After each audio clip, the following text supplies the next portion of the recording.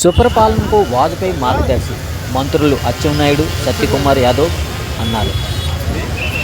తొలుత విగ్రహానికి పూలమాలలు వేసి ఘనంగా ప్రారంభించారు. అనంతరం మాట్లాడుతూ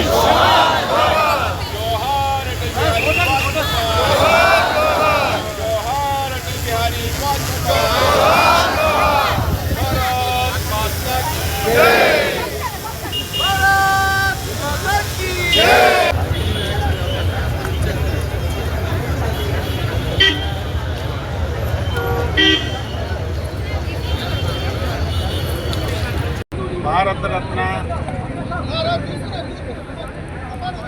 భారతదేశం అభివృద్ధిలో కీలకమైనటువంటి పాత్ర పోషించినటువంటి వ్యక్తి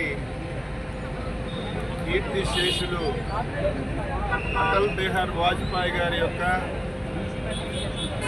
100వ జయంతి సందర్భంగా రాష్ట్ర భారతీయ జనతా పార్టీ అటల్ మోదీ సుపరిపాలన అనే పేరుతో బస్సు యాత్రని ఈ రాష్ట్రంలో ప్రారంభించడం జరిగింది.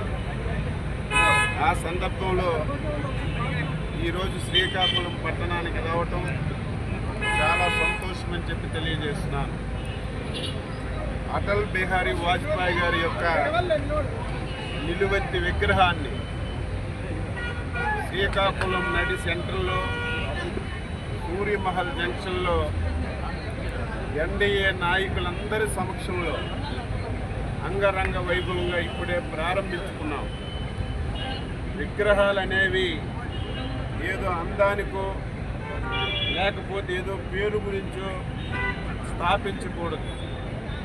ఒక సెంటర్లో ఒక విగ్రహం ఒక నాయకుడిది పెట్టామంటే భావి తరాలు దాని గురించి చర్చించుకోవాలి.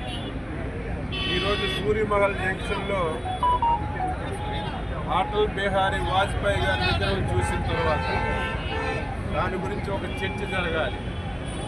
ఈరోజు దేశం యొక్క పురోభివృద్ధిలో కీలకమైనటువంటి పాత్ర పోషించినటువంటి వ్యక్తి అటల్ బిహారీ వాజ్పేయి గారు.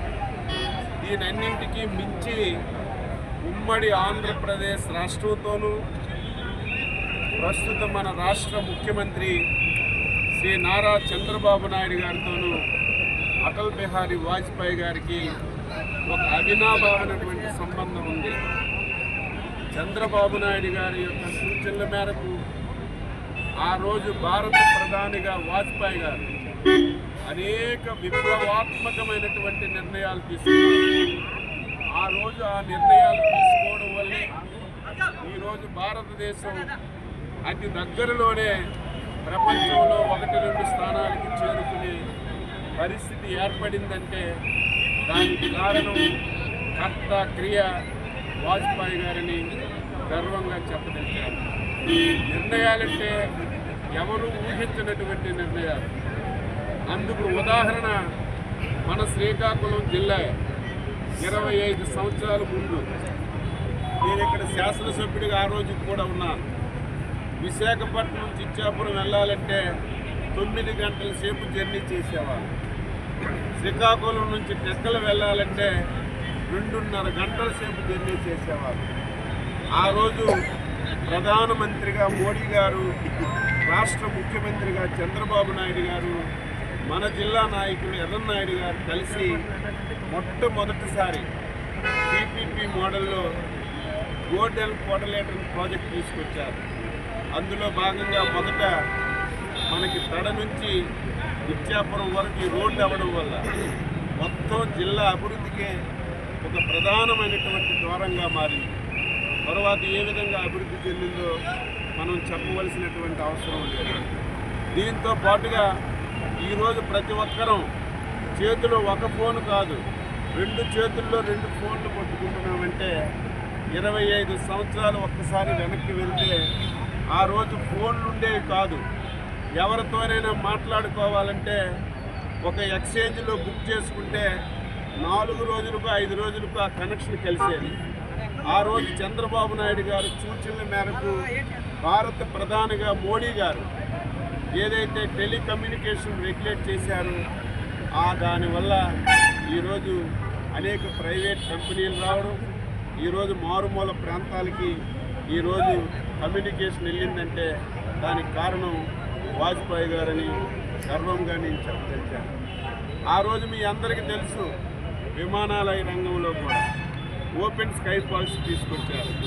మొట్టమొదటి విదేశీ ఫ్లైట్ హైదరాబాద్కు వచ్చిందంటే ఆ రోజు ఎవరైతే వాజ్పేయి గారు, చంద్రబాబు నాయుడు గారు కృషి.